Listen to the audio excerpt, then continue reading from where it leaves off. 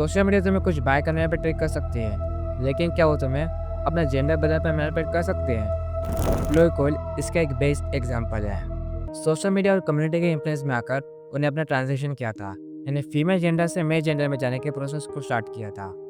Hormones लिए, surgeries करवाई, पर बाद में उन्हें अपने डिसीजन पर रिग्रेट हुआ और उन्हें डी ट्रांजिशन करके यानी फीमेल जेंडर से मेल जेंडर में जाने के प्रोसेस को रिवर्स कर दिया and now she is a female again. Chloe Cole का अपना जेंडर बदलाने का रीज़न क्या था?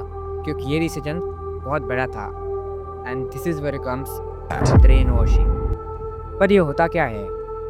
जब तुम्हें एक ही बात बार बार बोली जाए, इतनी बार बोली जाए वो तुम्हें सच लगने लगे और तुम्हें सोचने का वक्त ना मिले, इसी को ब्रेन वॉशिंग कहते हैं। और ये सबसे बड़ी प्रॉब्लम है क्योंकि इन्फ्लुएंसर्स और कंपनीज आपको टारगेट बनाते हैं अपने फ़ायदे के लिए, और आपको लगता है कि सारे डिसीजंस जो आप ले रहे थे वो आपके थे, लेकिन असल में इसका बिल्कुल उल्टा है। सोशल मीडिया को अंडर एस्टिमेट मत करना, क्योंकि ये चाहे तुम्हारे वोटिंग डिसीजंस को भी चेंज कर सकते हैं, पर ये बात उन सोशल मीडिया ऐप्स को भी पता है।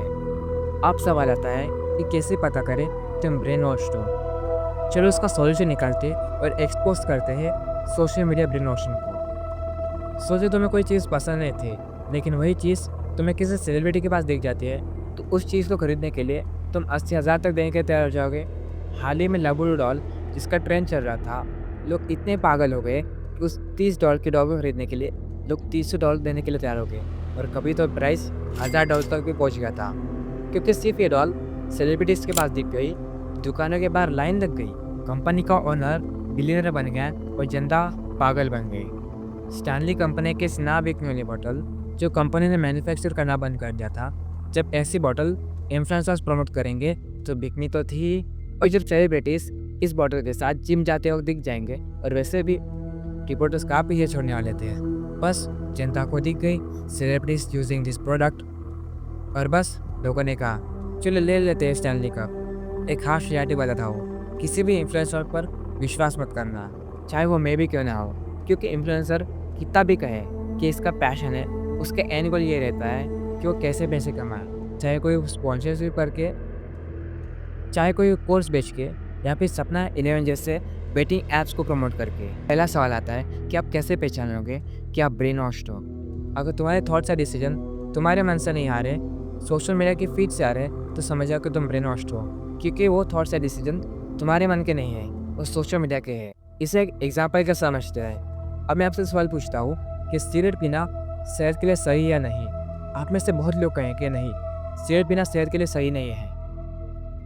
अब यही बात भूल जाते हैं कि सिगरेट पीना सेहत के लिए सही नहीं है।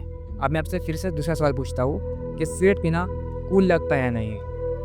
अब आप में से बहुत लोग अपना मुंह फेर लेंगे, क्योंकि बॉलीवुड और मार्लबोरो जैसी कंपनी ने सिगरेट पीने को कूल बना दिया है, जहाँ पर आपको हर मूवी में कोई ना कोई एक्टर सिगरेट पीता हुआ दिख जाएगा, तो सबके मन में ये लगेगा ना कि सिगरेट पीना मतलब हीरोगिरी। इसे और अच्छे से समझते दूसरे एग्जाम्पल से। इमेजिन करो तुम ग्रोसरी स्टोर में घुसते हो, तुम्हें बहुत सारी चॉकलेट्स के बीच मिस्टर बीस्ट की फेस्टिवल दिख जाती है, तुम्हारा मन उससे ज़रूर करेगा ट्राई करने का। अब ऐसा मत करना कि तुम्हारे पास पैसे नहीं है।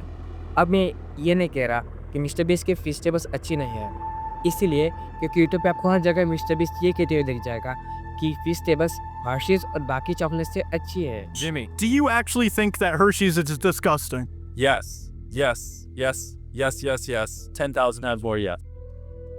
जबकि ये सच नहीं है।